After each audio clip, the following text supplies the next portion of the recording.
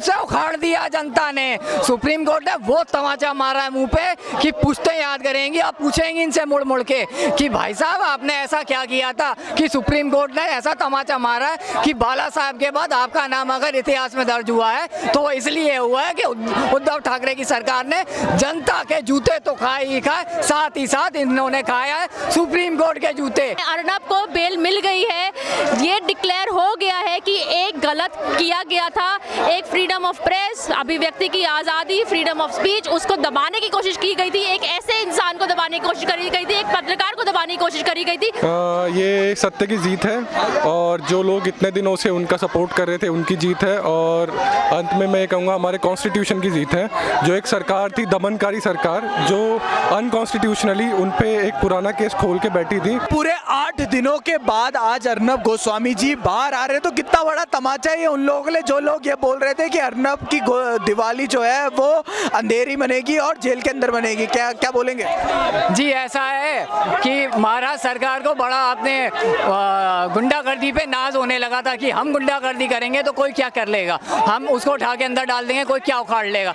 जैसे राउत ने कहा था कंगना का घर तोड़ने के बाद हमने उखाड़ दिया, आज इनको नींव से उखाड़ दिया जनता ने। सुप्रीम कोर्ट ने वो तमाचा मारा है मुंह पे कि पूछते याद करेंगी, अब पूछेंगी इनसे मुड़ मुड़ के कि भाई साहब आपने ऐसा क्या किया था कि सुप्रीम कोर्ट ने ऐसा तमाचा मारा है कि बाला साहब के बाद आपका नाम अगर इतिहास में दर्ज हुआ है तो वो इसलिए हुआ है कि उद्धव ठाकरे की सरकार ने जनता के जूते तो खाए ही खाए, साथ ही साथ इन्होंने खाया है सुप्रीम कोर्ट के जूते, साथ ही साथ इन्होंने खाया है इंटरनेशनल कम्युनिटी के जूते।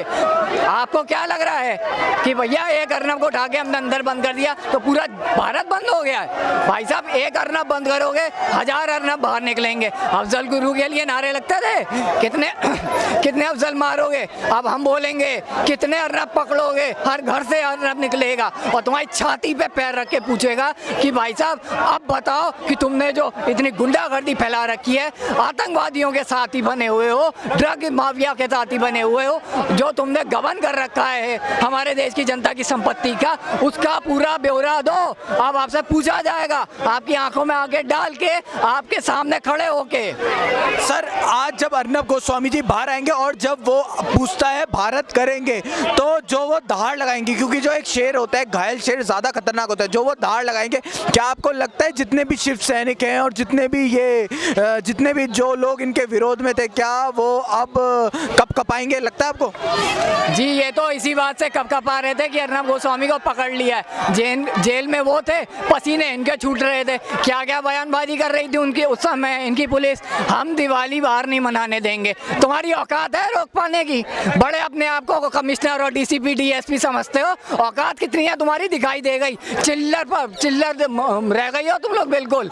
आज वो बंदा बाहर भी आ गया और हुंकारते हुए बाहर आया है और जब वो दोबारा आकर के अपने स्टूडियो में बैठेगा और वो जो लाइन बोलते हैं पूछता है भारत, तो उस समय जनता की आवाज होगी वो, ये मत समझना सिर्फ अर्नब पूछ रहा है, उस समय आवाज वो मेरी भी होगी, वो आपकी भी होगी, वो इन सब जनता वालों की होगी कि पूछता है भारत, और बकायदा नाम लेके पूछेगा उद्धव ठाकरे जी, परमवीर सिंह जी, आप लोगों से पूछेगा भारत। अब आपसे सवाल नहीं होंगे ऐसा अगर आप सोच रहे हैं तो ये आपकी गलतफहमी है, अब आपसे सवाल भी होंगे, जवाब ना देने पे आपको जूते भी मारेगी जनता, आप उखाड़ सकते हो उखाड़ लो। अब सर एक आखिरी सवाल पूछना चाहूंगा, जिस तरीके से अर्नब गोस्वामी जी की रिहाई हो रही है तो क्या आपको लगता है कि इस चीज पर भी कुछ लोग यहाँ पर राजनीति करने लगेंगे और फिर से उठेंगे अर्नब गोस्वामी पर क्वेश्चन क्वेश्चन मार्क लगाएंगे, सुप्रीम कोर्ट तक में क्वेश्चन मार्क लगाएंगे, क्या लगता है आपको? जी ऐसा है, मेरे को ऐसा लगता है जो हमारे अर्नब गोस्वामी जी हैं वो एक मिरर बन गए हैं हमारी देश की फेस का,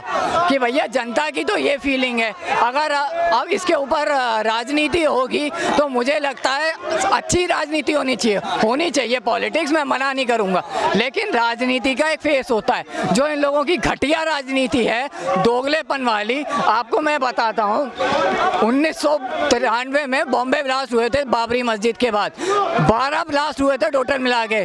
जो इनके शरद पवार जी हैं उन्होंने 13वां ब्लास्ट झूठा बोला था, बाकायदा स्टेटमेंट है वोरा कमेटी के अंदर। वो ब्लास्ट केवल इसलिए बोला गया था ताकि जो मुस्लिम तुष्टीकरण है उसको बढ़ावा मिल सके और दाऊद इब्राहिम को भगाया जा सके। तो ये भी एक राजनीति थी, लेकिन ये घटिया दोगली राजनीति आपके कांग्रेस, एनसीपी, शिवसेना में अच्छी लगती है। हमारे को ना बीजेपी में चाहिए ना ही एनडीए में चाहिए। अगर ये लोग राजनीति करेंगे और वो गंदी राजनीति हुई तो हिंदुस्तान की जनता आज के समय में इतनी जागरूक हो गई है कि इन लोगों का कॉलर पकड़ के घसीटते हुए सड़क पे लाएगी और जूते तो मारेगी, साथ में इनका राजनीति करियर खत्म कर देगी। सर क्या लगता है आपको कि 2 दिन पहले दिवाली आ चुकी है, दिवाली मन गई हमारी हम सबकी? बिल्कुल सर, हमारे लिए तो आज हमारे प्रभु श्री राम जैसे वापस आए थे अयोध्या में, हमारे अर्नब वापस आ गया है। आज वो दोबारा से, बस उनको जब दोबारा से स्टूडियो में देखेंगे कि पूछता है भारत, हम वो सुनने के लिए बैठे थे।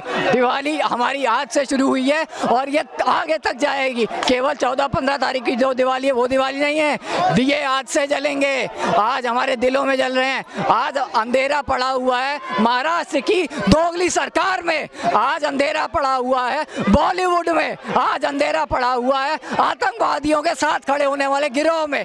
तुम लोगों के मुंह पे वो जोरदार तमाचा मारा है सुप्रीम कोर्ट ने, वो काली पोती है कि आगे से तुम जनता के आगे आओगे तो तुम्हें पहले ही पता चल जाएगा कि तुम्हारा क्या हश्र होने वाला है। पूरे 8 दिनों के बाद आज अर्नब गोस्वामी जी बाहर आ गए हैं और जिस तरीके का उत्साह है, क्या आपको लगता है 2 दिन पहले ही दिवाली आ चुकी है? अब बिल्कुल हमारे लिए 2 दिन पहले ही दिवाली आ गई है।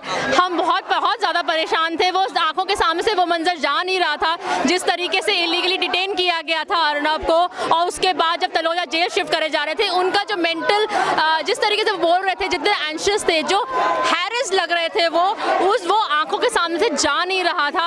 एक इंसान जिसके साथ आप इतने ज़्यादा जुड़े रहते हो, मैं तो डिबेट करती हूँ रिपब्लिक पे, मैं बैठती हूँ पैनल पे, मैंने अर्नब के साथ भी डिबेट करी हुई है।